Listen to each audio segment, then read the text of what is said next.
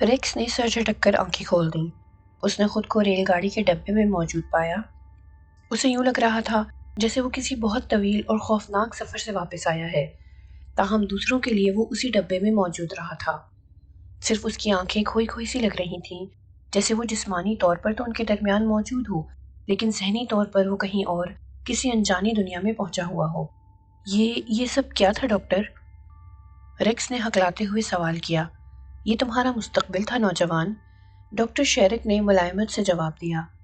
تمہیں مستقبل میں جھانکنے کا موقع مل گیا، تم وہ سب کچھ جان گئے ہو جو آئندہ کی زندگی میں تمہارے ساتھ پیش آنے والا ہے۔ تو کیا یہ سب کچھ واقعی میرے ساتھ پیش آئے گا؟ ہاں، تاش کے یہ پتے 100% وہی عکس پیش کرتے ہیں جو ہماری تقدیر میں لکھا جا چکا ہے، اور ان واقعات کو لازماً وقوع پذیر ہونا ہے، ڈاکٹر شیرک نے جواب دیا۔ میں اس عذاب سے کیسے نجات پا سکتا ہوں؟ ریکس نے پوچھا۔ ایڈی مارش سوچنے لگا کہ اس شعبدہ باز اور جھوٹے نجومی کو بے نقاب کر ہی دوں تو اچھا ہے۔ ڈاکٹر شیرک نے 5واں پتا اٹھا کر اسے خود ہی دیکھا اور تعصب سے نفی میں سر ہلاتے ہوئے اسے دوبارہ باقی پتوں میں ملا دینا چاہا، مگر ایڈی مارش نے تیزی سے جھپٹ کر وہ پتا اس سے چھین لیا اور اسے سب کے سامنے سیدھا کر دیا۔ اس پتے پر ایک بدروح نظر آ رہی تھی جو ہاتھ میں درانتی نما کوئی چیز پکڑے ایک ایسی فصل کاٹ رہی تھی جس پر انسانی سروں سے مشابہ رویدگی نمایاں تھی۔ ڈاکٹر شیرک نے اسی متاسفانہ لہجے میں کہا، یہ 13واں پتا ہے اور اس کا مطلب ہے موت۔ کیا اس سے پہلے بھی 5 پتوں پر یہی آتا رہا ہے؟ رونلڈ نے پوچھا۔ ہاں، مجھے افسوس ہے کہ آپ سب کا آخری پتا یہی 13واں پتا تھا، جس پر موت کے ہر کارے کی تصویر ہے، یعنی آپ لوگوں کے لیے ہولناک مستقبل سے بچنے کا کوئی راستہ نہیں، صرف یہی واحد طریقہ ہے، موت۔ یہ کہہ کر ڈاکٹر شیرک نے نظریں جھکا دیں۔ بکواس، بالکل بکواس، ایڈی مارش نے کہا۔ تاش کے پتے انسانی زندگی پر حاوی نہیں ہو سکتے۔ ڈاکٹر شیرک نے اسے تیز نظروں سے گھور کر کہا، تو پھر تم اس کھیل میں حصہ کیوں نہیں لے رہے؟ اگر تم ان پتوں کو محض بکواس سمجھ رہے ہو تو ان سے اتنے خوفزدہ کیوں ہو؟ ہاں، خوفزدہ، ایڈی مارش نے حقارت سے کہا۔ پھر اسے محسوس ہوا کہ سب لوگ اسے ایسی نظروں سے دیکھ رہے ہیں جیسے اس کی بزدلی مسلمہ ہو، اور وہ واقعی ان پتوں سے خوفزدہ ہے۔ ایڈی مارش جیسے سرکش، منہ پھٹ اور مشتعل مزاج آدمی کے لیے یہ بات ناقابل برداشت تھی۔ اس نے کہا، اچھا، اگر ایسی بات ہے تو لاؤ، میں تیار ہوں۔ آہا، یہ تو بڑی خوشی کی بات ہے، ڈاکٹر شیرک نے کہا اور تاش پھینٹ کر آگے بڑھا دیے۔ پہلے پتے پر ایک بادشاہ کی تصویر تھی جو تاج پہنے بڑی تمکنت سے تخت پر بیٹھا تھا۔ دوسرے پر ایک پادری کی تصویر تھی جو لوگوں کے ہجوم میں کھڑا چیخ چیخ کر کچھ کہہ رہا تھا۔ اس کے گلے میں پڑی سنہری صلیب سے روشنی کی کرنیں پھوٹ رہی تھیں۔ تیسرے پر ایک رتھ کی تصویر تھی جسے کئی گھوڑے کھینچ رہے تھے اور رتھ پر بیٹھے 2 افراد کے چہرے بندروں سے مشابہ تھے۔ تیسرے پتے پر ایک ترازو نظر آ رہا تھا، انصاف کی علامت، لیکن ایڈی مارش کو غور سے دیکھنے پر معلوم ہوا کہ اس ترازو کی ایک زنجیر ٹوٹی ہوئی تھی، لیکن دونوں پلڑے برابر تھے۔ اب دیکھتا ہوں ان بے ربط پتوں کے ذریعے کسی کہانی کا تانا بنا کیسے بنا جا سکتا ہے، ایڈی مارش نے سوچا۔ یہی سوچتے سوچتے اس کا ذہن دھندلانے لگا۔ اس نے ذہن پر چھاتی دھند سے چھٹکارا پانے کی بہت کوشش کی، لیکن وہ اس میں کامیاب نہ ہو سکا۔ اس نے تاش کے اس پتے سے نظریں ہٹانا چاہییں، لیکن یہ بھی اس کے لیے ممکن نہ رہا۔ ایڈی مارش مصوری کے فن پر ایک تسلیم شدہ نقاد اور ایک بڑے اخبار کا مستقل کالم نگار تھا۔ اس کا مطالعہ وسیع اور تنقید بڑی صفاقانہ حد تک سچی ہوتی تھی۔ بعض فنکار اسے پسند کرتے تھے، لیکن زیادہ تر حلقوں میں اسے سخت ناپسند کیا جاتا تھا۔ تاہم اس کے مداحین اور مخالفین سبھی اس سے خائف رہتے تھے کہ معلوم نہیں کب وہ اپنے کالم میں ان کو بھی نشانہ بنا دے اور ان کے تخلیقی فن پاروں کے بغیر ادھیڑ کر رکھ دے۔ ویسے بھی وہ نفسیاتی طور پر تمام مصوروں سے اپنے دل میں خدا واسطے کا بیر رکھتا تھا۔ کسی زمانے میں اسے بھی مصور بننے کا بہت شوق تھا، لیکن اس میدان میں اس کی پذیرائی نہ ہو سکی تو اپنی ناکامی سے دل برداشتہ ہو کر اس نے کینوس و برش کو خیرآباد کہہ کر قلم تھام لیا۔ وہ خود چاہے کیسا بھی گھٹیا مصور رہا ہو، بحیثیت نقاد اس کا اعتقاد تھا کہ محض چند رنگوں کو کینوس پر بکھیر دینا بہرحال مصوری نہیں۔ ایسے لوگوں کو وہ سرے سے مصور مانتا ہی نہیں تھا۔ اس نے اپنے تئیں یہ عزم کر رکھا تھا کہ وہ اپنے قلم کے ذریعے آرٹ کی دنیا میں انقلاب لا کر دم لے گا۔ اس کا خیال تھا کہ ان نام نہاد مصوروں کو آرٹ کی دنیا سے نکال کر باہر کیا جائے جو فن آرٹ کی ابجد سے بھی واقف نہیں تھے اور اپنی نالائقی کو تجرید کا نام دے کر لوگوں کو بیوقوف بناتے تھے۔ وہ اپنے کالموں میں اپنے مخالفین کے خلاف خوب دل کھول کر لکھا کرتا تھا۔ اپنی خود پسندی اور انا پرستی کے باعث اس کی نظر میں کوئی لڑکی جچتی ہی نہیں تھی۔ چنانچہ ابھی تک غیر شادی شدہ تھا۔ اس کا زیادہ تر وقت کالموں کے ذریعے فن مصوری کی تنقید پر ہی صرف ہوتا تھا۔ چند مصور اس کی برتری تسلیم کرنے پر تیار نہیں تھے اور تقریبوں میں ایڈی مارش کے خلاف دل کھول کر اپنی نفرت کا اظہار کرتے تھے۔ ان میں ایک نیلسن فریڈ تھا۔ فریڈ کی عمر تقریباً 45 برس تھی۔ وہ تجریدی تصویریں بنایا کرتا تھا۔ اس کی بے سروپا تصویروں کا عموماً مذاق ہی اڑایا جاتا تھا، لیکن وہ اپنے آپ کو بہت بڑا آرٹسٹ سمجھنے کی خوش فہمی میں مبتلا تھا۔ اس پر سب سے کڑی تنقید ایڈی مارش نے ہی کی تھی۔ فریڈ کی تلخ و تند باتوں کا ہدف بھی ایڈی مارش ہی تھا۔ ملنے جلنے والوں کے درمیان وہ خوب دل کی بھڑاس نکالتا اور ایڈی مارش کو برا بھلا کہتا۔ ایڈی مارش اس بات سے آگاہ تھا اور اس کے رد عمل میں وہ اب فریڈ کی تصویروں پر پہلے سے زیادہ بے رحمی سے تنقید کرنے لگا۔ اس شام بھی وہ فریڈ کی تصویروں کی نمائش میں گیا تھا۔ ہمیشہ کی طرح اس روز بھی اسے فریڈ کی تصویروں میں سوائے بے ڈھنگی پن سے رنگوں کے پھیلاؤ کے کچھ بھی فن مصوری کی جھلک نظر نہ آئی۔ نمائش کے خلاف تماشائیوں میں سے ایک نوجوان نے ایڈی مارش کو اس کی اخبار میں چھپنے والی تصویر سے پہچان لیا اور اس کے قریب آ کر فریڈ کے فن کے بارے میں گفتگو کرنے لگا۔ ایڈی مارش تو ایسے موقعوں کی تلاش میں رہتا تھا۔ اس نے زور و شور سے فریڈ کی تصاویر کی بے کیفی، لامعنویت اور لغویت پر لیکچر دینا شروع کر دیا۔ ذرا ملاحظہ فرمائیے، اس نے فریڈ کی ایک پینٹنگ کی طرف اشارہ کرتے ہوئے کہا، آج کے عظیم مصور کی یہ پینٹنگ کتنی واہیات ہے۔ اس تصویر میں سوائے مصور کے ذہنی انتشار کے کچھ نظر نہیں آتا۔ اس کے تنقیدی جملوں کی کاٹ اتنی شدید تھی کہ وہاں موجود لوگ اس کی طرف متوجہ ہو گئے۔ ایڈی مارش اس پر مزید خوش ہوا اور تیز ہو گیا۔ اس نے دیکھ لیا تھا کہ فریڈ وہاں سے کافی دور کھڑا اسی کی طرف دیکھ رہا تھا۔ پھر اس نے فریڈ کو اپنی طرف آتے دیکھا۔ اس نے فریڈ کو جلانے کی غرض سے اس کے قریب آتے ہی بظاہر اس کی موجودگی سے بے خبر رہتے ہوئے لوگوں سے کہنا شروع کیا، ذرا غور فرمائیے، مصور کی یہ تصویر ظاہر کرتی ہے کہ وہ ابھی تک جھک ہی مارتا آیا ہے۔ ذرا رنگوں کا امتزاج ملاحظہ فرمائیے، اس طرح تو کوئی بچہ بھی کینوس پر رنگ پھینک سکتا ہے۔ تم میری تصویروں پر ہمیشہ ہی تنقید کرتے رہتے ہو مسٹر نقاد۔ فریڈ اس کے قریب آ کر بولا، لگتا ہے تمہیں میری تصویریں بالکل پسند نہیں۔ اوہ، ایڈی مارش نے چونکنے کی اداکاری کی اور بولا، تو آپ یہاں بنفس نفیس موجود ہیں، زہ نصیب۔ یہ تم نے ٹھیک کہا، مجھے آج تک تمہاری کوئی تصویر پسند نہیں آئی مسٹر فریڈ، فنی نقطہ نظر سے بھی، اور پھر تم باقاعدگی سے میری تصاویر کی نمائش میں آتے ہی کیوں ہو؟ فریڈ نے جلدی سے اس کی بات کاٹ کر قدرے خفگی سے کہا، میرا اخبار اسی بات کا تو مجھے معاوضہ ادا کرتا ہے۔ اپنے فرض کے ہاتھوں مجبور ہو کر ہی تو مجھے ہر گھٹیا سے گھٹیا مصور کی نمائش میں بھی جانا پڑتا ہے۔ ایڈی مارش نے جلے کٹے لہجے میں کہا، تمہارا کیا خیال ہے میں اپنی خوشی سے یہ واہیات اور لغو چیزیں دیکھنے آتا ہوں، لیکن میں تمہیں غیر جانبدار اور انصاف پسند نقاد ہی نہیں مانتا۔ فریڈ نے فوراً اس سے بدلہ لیا اور پرسکون لہجے میں بولا، تم اچھے سے اچھے مصور کی تذلیل کر کے اور اس کی بہترین تصاویر کو تنقید کا نشانہ بنا کر محض اپنی انا کی تسکین کرتے ہو۔ ایک لحظے کے لیے ایڈی مارش کے جسم میں تناؤ سا پیدا ہو گیا۔ اب تیسرے درجے کا مصور بھی اس پر جوابی حملے کرنے لگا تھا۔ تم کچھ بھی سمجھتے رہو، میرے لیے کوئی فرق نہیں پڑتا۔ میں آرٹ کے تمام حلقوں میں تسلیم شدہ اور مستند نقاد سمجھا جاتا ہوں۔ ایڈی مارش نے جوش کو دباتے ہوئے قدر متانت سے کہا، اگر یہ درست تسلیم کر بھی لیا جائے، فریڈ نے کہا، تب بھی تمہیں سوائے تنقید کے آتا ہی کیا ہے؟ بجائے خامیاں نکالنے کے مجھے کوئی ایسی نصیحت کیوں نہیں کرتے جس پر عمل کر کے میں اپنی خامیوں پر قابو پا کر اچھی تصویریں بنانے لگوں؟ ایڈی مارش نے پراعتماد نظروں سے اپنے ارد گرد کھڑے لوگوں کو دیکھا اور بڑے ملائم لہجے میں بولا، تم فن مصوری کی جان چھوڑ دو اور کسی اور میدان میں تب آزمائی کرو۔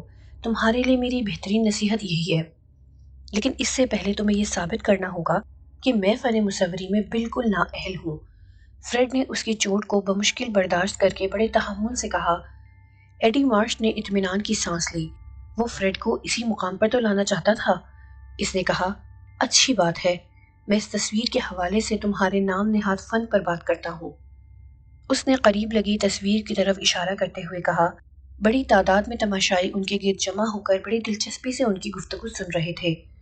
تم نے اس تصویر کا عنوان آسمان کا سایہ رکھا ہے۔ یہ عنوان ہی بے معنی ہے، اور یہ تصویر بغیر کسی مہارت اور فنی حسن کے بنائی گئی ہے۔ بس بھونڈے انداز میں رنگوں کو کینوس پر بکھیر دیا گیا ہے۔ عوام کی سمجھ سے بالا تر اور خواص بھی اسے دیکھ کر حیرت کرتے ہوں گے کہ آخر یہ ہے کیا چیز۔ یہ تو تم اپنی نالاقی کا اعتراف کرتے ہو ایڈی مارش۔ ورنہ یہ تصویر آرٹ کے قدردان کو ایسی پسند آئی ہے کہ اس نے آج دوپہر ہی سے خرید لیا ہے۔ افسوس، صد افسوس، تم سے بحث کا کوئی فائدہ نہیں، ایڈی مارش نے کہا۔ میں سمجھ رہا تھا کہ میں تیسرے درجے کا ہی صحیح ایک مصور سے بات کر رہا ہوں، دکاندار سے نہیں۔ لیکن فن کے قدردان بھی تو ہوتے ہیں جو اس فن کی باریکیوں کو سمجھتے بھی ہیں۔ میں صرف فنی کامیابی نہیں، مالی منفعت بھی چاہتا ہوں، اور ان دونوں کو الگ الگ نہیں کیا جا سکتا۔ درست، میں تمہارے اس جذبے کی قدر کرتا ہوں، لیکن شہرت اور دولت کے لیے تمہیں فنی لوازمات پیش نظر رکھ کر سخت محنت کرنی چاہیے۔ آج کا مصور محنت اور ریاض کے بغیر دولت اور شہرت چاہتا ہے، اور شارٹ کٹ کے طور پر تجریدی مصوری کا آغاز اسی خیال کے تحت ہوا ہے۔ تم چاہتے ہو قدامت پسندی سے ہی کام لیا جائے، دقیانوسی عہد میں بھٹکتے رہیں، اور ہم نئے انداز کی تخلیق سامنے نہ لائیں؟ فریڈ نے قدرے جارحانہ لہجے میں کہا۔ کوئی فنکار اس قابل ہو تو اسے ضرور یہ کوشش کرنی چاہیے، ایڈی مارش نے جواب دیا، لیکن افسوس کے ساتھ کہنا پڑ رہا ہے کہ تمہارا ذہن تخلیقی ہرگز نہیں۔ چلو چھوڑو سب باتوں کو، تم نے یہ تصویر بنائی ہے اور تم خود ذرا ہمیں وضاحت سے بتاؤ تو صحیح کہ یہ ہے کیا چیز؟ میں نے اس تصویر میں کسی خاص سمت اشارہ نہیں کیا، فریڈ نے قدرے گھبرائے ہوئے لہجے میں کہا۔ تجریدی تصویر تو دراصل لاشعوری کیفیت کے تحت بنائی جاتی ہے۔ ہر تماشائی اس سے مختلف مطلب اخذ کرتا ہے۔ جس شخص کو اس میں مقصدیت نظر نہیں آتی، اس کے سر میں مغز نام کی کوئی چیز ہی نہیں ہوتی۔ لیکن میں ایک ماہر فن نقاد ہوں مسٹر فریڈ، ایڈی مارش نے قدرے رعونت سے کہا۔ میرے پاس مغز بھی ہے اور فن کو سمجھنے کی اہلیت بھی۔ اس کے باوجود میں تمہارے اس ملغوبے کو سمجھ نہیں پایا۔ مسٹر ایڈی مارش، دفعتاً ایک سریلی آواز نے اسے اپنی جانب متوجہ کیا۔ اس نے مڑ کر دیکھا، نمائش کی منتظم لڑکی اس سے مخاطب تھی۔ ہمارے پاس ایک نوجوان آرٹسٹ کی ایک پینٹنگ آئی ہے، وہ اسے بھی نمائش میں رکھوانا چاہتا ہے، کیا آپ اس بارے میں ہماری رہنمائی کریں گے؟ ایڈی مارش نے پہلے تو انکار کرنا چاہا کیونکہ وہ نئے لوگوں کو آگے بڑھنے کا موقع نہیں دینا چاہتا تھا، لیکن اچانک اسے شرارت سوجھی اور کسی خیال کے تحت اس کی آنکھیں چمک اٹھیں۔ وہ اس بات سے بے خبر تھا کہ اس کی شرارت آگے چل کر اس کے لیے کیا کل کھلائے گی۔ اس نے فریڈ کو ذکر پہنچانے کا ایک اور طریقہ سوچا۔ اگر اس نوجوان کی پینٹنگ کچھ بہتر ہوئی تو وہ فریڈ کی پینٹنگ سے اس کا موازنہ کر کے اسے نیچا دکھائے گا۔ فریڈ کا چہرہ پہلے ہی پسینہ پسینہ ہو رہا تھا۔ ایڈی مارش کے ہاتھوں تماشائیوں کے سامنے اس کی خاصی گد بچ چکی تھی۔ ایڈی مارش نے منتظم لڑکی کو اس نوجوان آرٹسٹ کی پینٹنگ وہیں لانے کو کہا، اور چند لمحوں بعد لڑکی وہ تصویر لے آئی اور اسے بھی فریڈ کی تصویروں کے سامنے آویزاں کر دیا۔ تماشائی اس نئی تصویر کو نئی دلچسپی اور ذوق و شوق سے دیکھنے لگے۔ ایڈی مارش نے بھی مختلف پہلوؤں سے اس کا جائزہ لیا۔ یہ تصویر بظاہر بالکل بے ربط اور اس کے رنگ بالکل بے ترتیب تھے۔ اس نے دل ہی دل میں اس نئے فنکار کو گالی دی۔ وہ تصویر تجریدی آرٹ کا گھٹیا ترین نمونہ تھی، اور اسے تو فریڈ کی تذلیل کرنی تھی، اور وہ ایک نقاد بھی تھا۔ اس کے لیے کیا مشکل تھا کہ وہ اس بے معنی تصویر میں سے بھی مطلب نکال لے، خاص طور پر جب اس بہانے وہ فریڈ کو ہدف تنقید بنانا چاہتا ہو۔ اس نے چند لمحے ڈرامائی خاموشی کے بعد کہا، خوب، بہت خوب، رنگوں کا امتزاج بہت خوبصورت ہے۔ میں تسلیم کرتا ہوں کہ تجریدی مصوری میں ذہین آرٹسٹ بالکل ہی ان کا نہیں ہے۔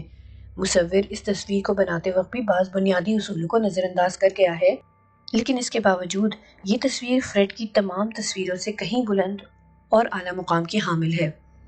وہ فریڈ کی طرف مڑ کر بولا، میرا مخلصانہ مشورہ ہے کہ تم اس مصور کی شاگردی اختیار کر لو تاکہ تم بھی فن مصوری کی باریکیوں کو جان سکو۔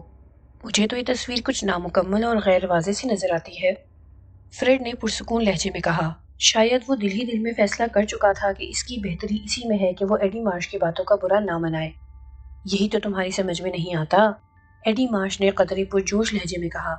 اچھے فنکار کا تو یہی کمال ہے کہ وہ تصویر کے ذریعے ہمیں اپنے ادھورے پن کا احساس دلا دے۔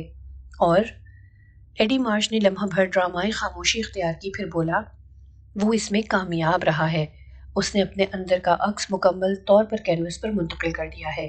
اس نے یہ تصویر مبہم یا ادھوری نہیں بنائی کہ جو شخص چاہے اپنی سوچ کے مطابق اس سے مطلب اخذ کرے۔ یہ مصور زندگی کے قریب ترین عکس کو بڑی فنکاری سے ہم تک پہنچانے میں کامیاب رہا ہے۔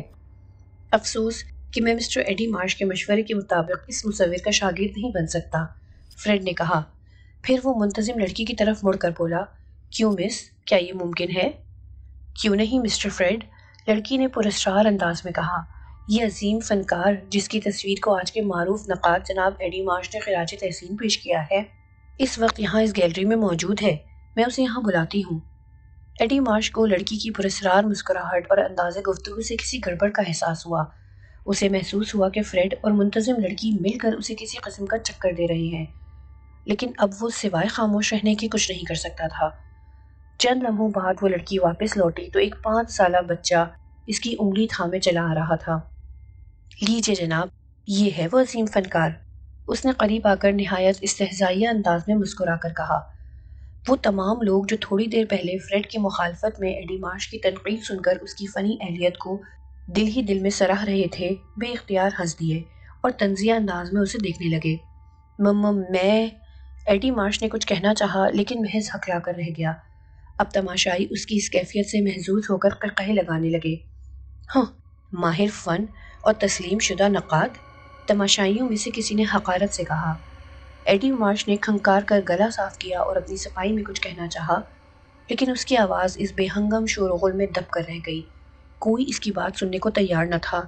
اس نے نفرت سے فریڈ کی طرف دیکھا۔ وہ بڑے پرسکون انداز میں کھڑا اسے دلچسپ نظروں سے دیکھ رہا تھا۔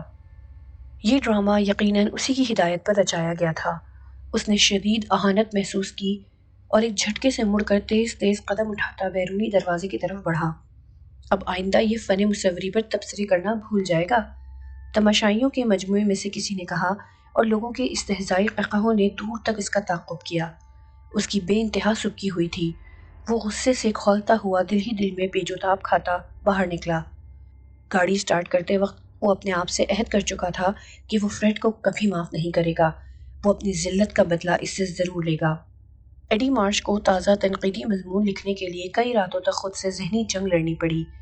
وہ کچھ دنوں تک عجیب کشمکش اور تذبذب کا شکار رہا۔ اس کی دلی خواہش تھی کہ وہ اس نمائش کے بقیے ادھڑ کر رکھ دے۔ وہ بمشکل خود کو اس سے باز رکھ سکا۔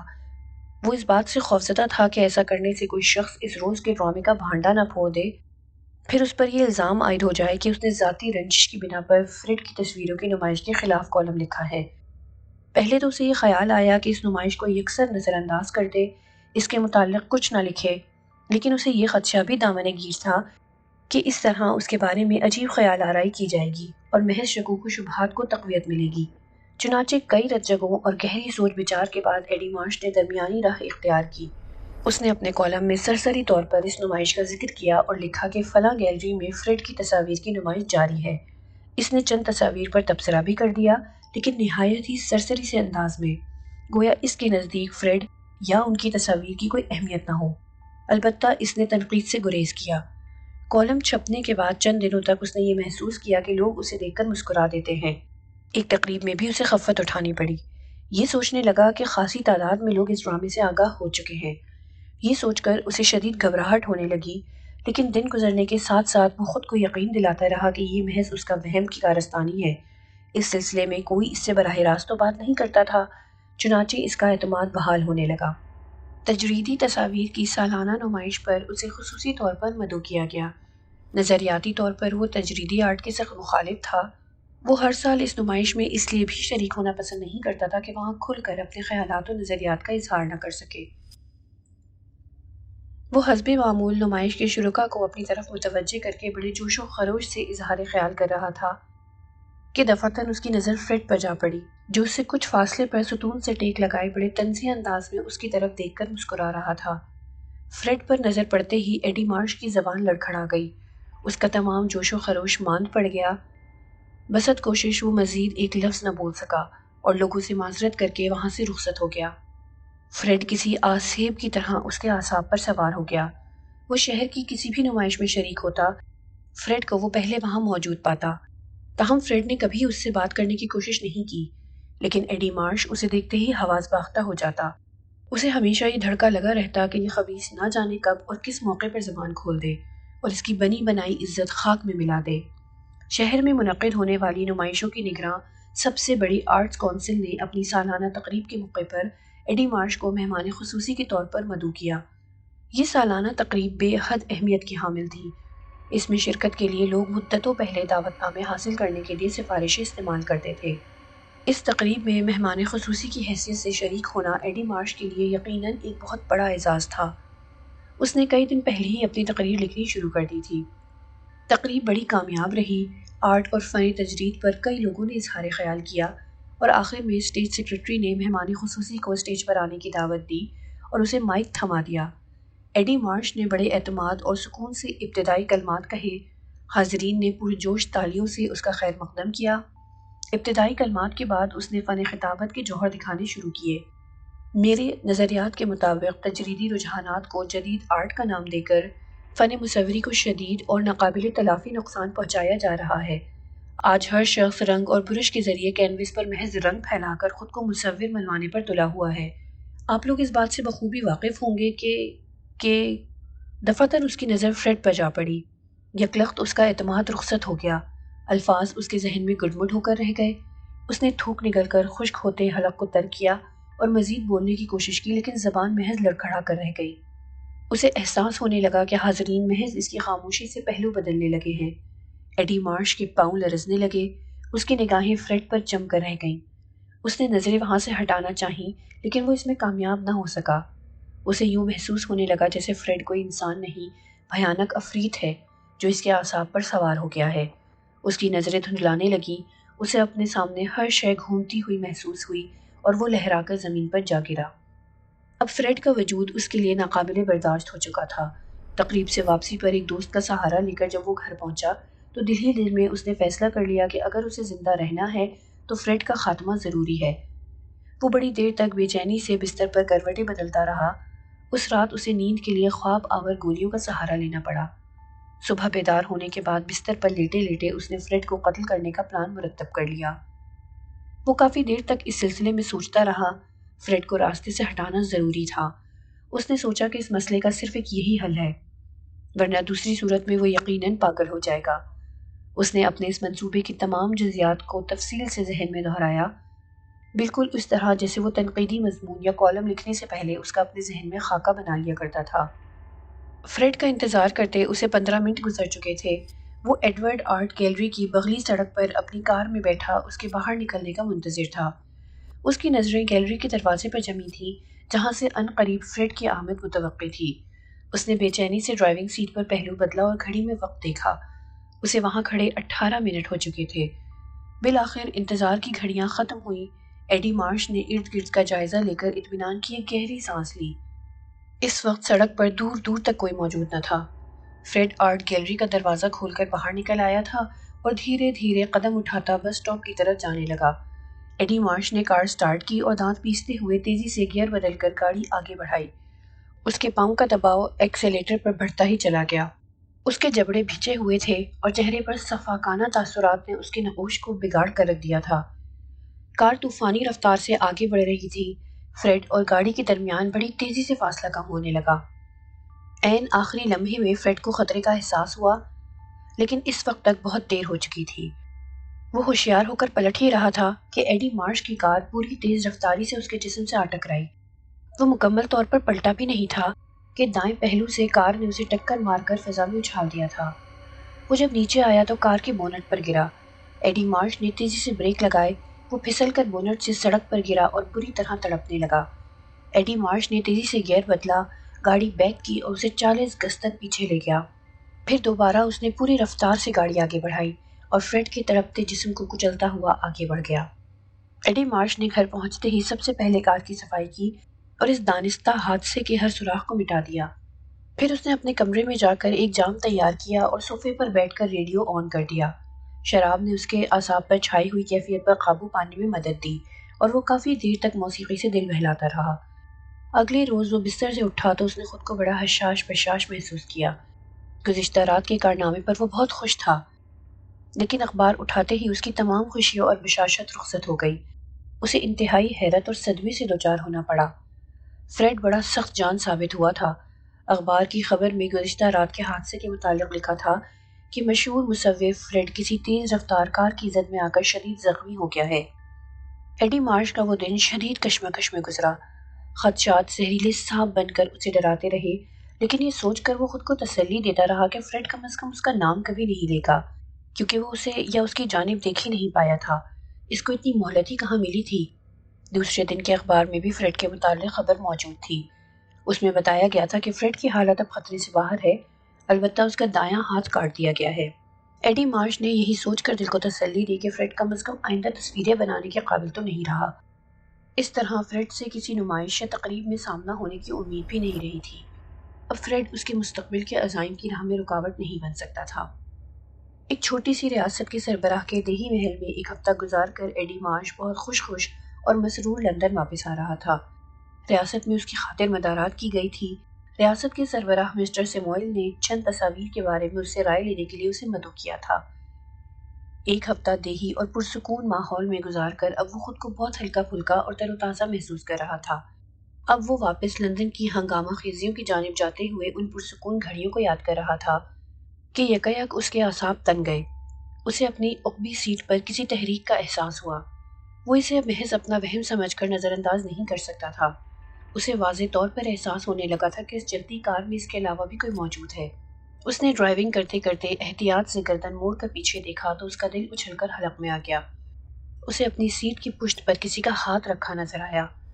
یقیناً کوئی پچھلی سیٹ پر موجود تھا۔ اس نے سوچا، کون ہو سکتا ہے؟ کوئی چور یا ڈاکو جو اسے لوٹنا چاہتا ہے؟ لیکن وہ کار میں کیسے گھس آیا؟ اس نے ایک جگہ پر سڑک سیدھی دیکھ کر دوبارہ پیچھے مڑ کر دیکھا۔ وہ ہاتھ جس کی انگلیاں بڑے اضطراب کے عالم میں متحرک تھیں، کسی انسانی جسم کا حصہ نہیں تھیں۔ وہ ایک کٹا ہوا ہاتھ تھا۔ ایڈی مارش نے شدید خوف اور گھبراہٹ کے عالم میں ایک دم بریک لگا کر کار روکی اور کھڑکی کا شیشہ نیچے کر کے بڑی ہمت اور جرأت سے کام لے کر اس ہاتھ کو 2 انگلیوں سے پکڑ کر باہر پھینک دیا۔ اس احساس نے اس کے رونگٹے کھڑے کر دیے کہ اس بریدہ ہاتھ کی انگلیوں نے اسے اپنی گرفت میں لینے کی کوشش کی تھی، لیکن ایڈی مارش اسے باہر پھینکنے میں کامیاب ہو گیا۔ پھر وہ انتہائی تیز رفتاری سے کار چلاتا ہوا گھر پہنچا۔ اس کے اندر ہیجان برپا تھا۔ اس کے لاشعور میں کوئی بات چبھ رہی تھی۔ اس نے ریڈیو آن کر دیا۔ موسیقی کے مختصر پروگرام کے بعد ریڈیو پر خبریں نشر ہونے لگیں۔ تیسری خبر یہ تھی کہ مشہور مصور فریڈ نے خودکشی کر لی ہے۔ داہنا ہاتھ کٹ جانے کے باعث وہ فن مصوری سے اپنا ناطہ ٹوٹنے کا صدمہ برداشت نہ کر سکا۔ ایڈی مارش کو اس خبر سے خوشی ہونی چاہیے تھی، لیکن کسی انجانے خوف نے اس کی ریڑھ کی ہڈی میں سردی کی لہر سی دوڑا دی۔ اسے اپنے جسم میں ٹھنڈی ٹھنڈی لہریں دوڑتی محسوس ہوئیں۔ اس نے آتش دان میں لکڑیاں رکھ کر آگ جلا دی۔ عین اسی وقت کال بیل بجی۔ ایڈی مارش کو بے وقت کسی کی آمد بہت بری لگی۔ وہ اس وقت کسی سے ملنا نہیں چاہتا تھا۔ کال بیل دوبارہ بجی تو وہ راکھ کریدنے والی سلاخ آتش دان پر رکھ کر بڑبڑاتا ہوا دروازے کی طرف بڑھا، لیکن جب اس نے دروازہ کھولا تو باہر کوئی بھی نہ تھا۔ اس نے گردن نکال کر باہر نظریں دوڑائیں۔ برآمدہ ویران پڑا تھا۔ اسے بڑی حیرت ہوئی۔ اس نے دروازہ بند کر دیا۔ واپس آتش دان کے قریب پہنچا ہی تھا کہ دفعتاً اس کی نظر قالین پر پڑی۔ ایک کٹا ہوا ہاتھ اپنی 4 انگلیوں اور ایک انگوٹھے پر کسی کھنکھجوری کی طرح رینگتا ہوا اسی کی طرف بڑھ رہا تھا۔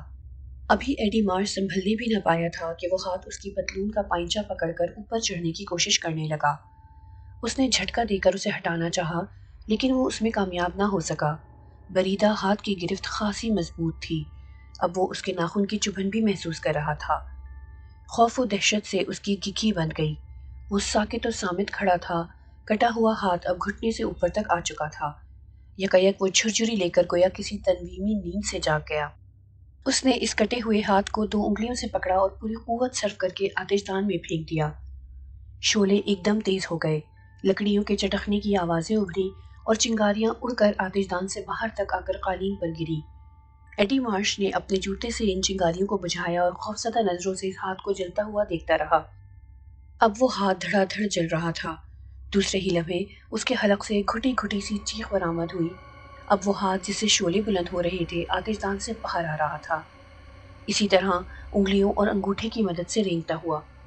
وہ بدحواس ہو کر بیرونی دروازے کی طرف دوڑا اور درمیان میں پڑی ہوئی ٹیبل سے ٹکرا کر گر پڑا۔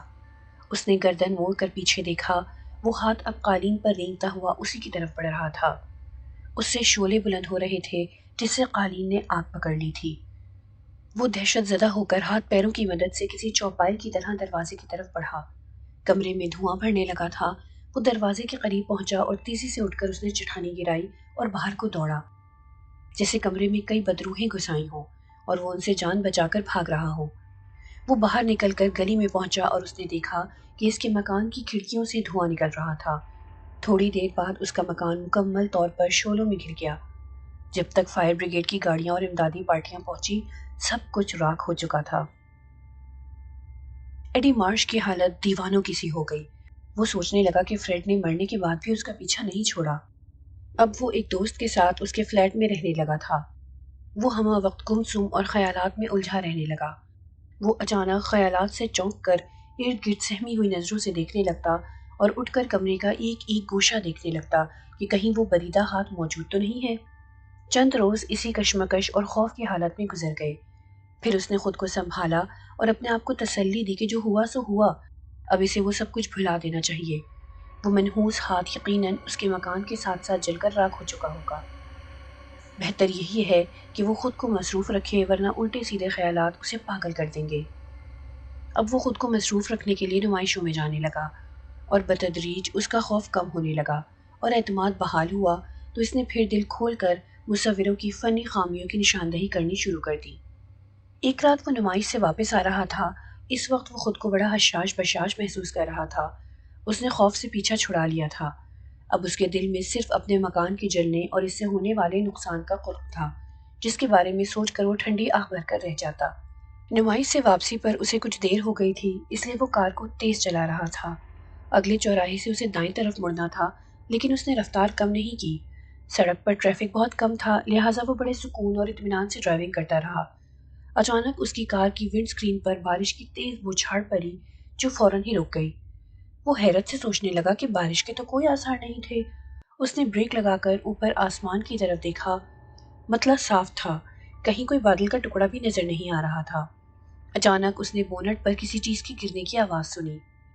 اس نے سوچا شاید کسی درخت کی ٹہنی ٹوٹ کر گری ہوگی، مگر جب اس نے ہلکی سی روشنی میں غور سے بونٹ پر پڑی ہوئی چیز کو دیکھا تو اس کے حلق سے عجیب سی آواز نکلی۔ اسے اپنے سامنے بونٹ پر ایک ہاتھ پڑا ہوا نظر آیا، بالکل سیاہ، جس کی انگلیاں جل کر کوئلے کی طرح ہو گئی تھیں، لیکن وہ ہاتھ آہستہ آہستہ اس کی جانب بڑھ رہا تھا۔ کار سٹارٹ تھی۔ اس نے دہشت زدہ ہو کر اسے تیزی سے گیئر میں ڈالا اور کار ایک دم اچھل کر بڑی تیزی سے آگے بڑھی۔ اس کی کوشش تھی کہ وہ ہاتھ کسی طرح نیچے گر جائے، اس لیے وہ اسٹیئرنگ کو دائیں بائیں گھما رہا تھا۔ کار سڑک پر بڑی تیزی سے زگ زیگ کے انداز میں آگے بڑھی چلی جا رہی تھی۔ ایکسیلیٹر پر اس کے پاؤں کا دباؤ بڑھتا جا رہا تھا۔ وہ ہاتھ دائیں بائیں پھسل رہا تھا، لیکن پھر وہ درمیان میں آ جاتا۔ ایڈی مارش کی نظریں اس ہاتھ پر جمی ہوئی تھیں اور کار طوفانی رفتار سے سڑک پر لہراتی ہوئی اڑی جا رہی تھی۔ اسے کسی بات کا ہوش نہ رہا تھا، بس اس کی خواہش تھی کہ وہ منحوس ہاتھ کسی طرح بونٹ سے نیچے گر جائے۔ پھر دفعتاً ایک زوردار دھماکہ ہوا اور ایڈی مارش کی آنکھوں کے سامنے سورج طلوع ہو کر تیزی سے غروب ہو گیا۔ ہر طرف تاریکی چھا گئی۔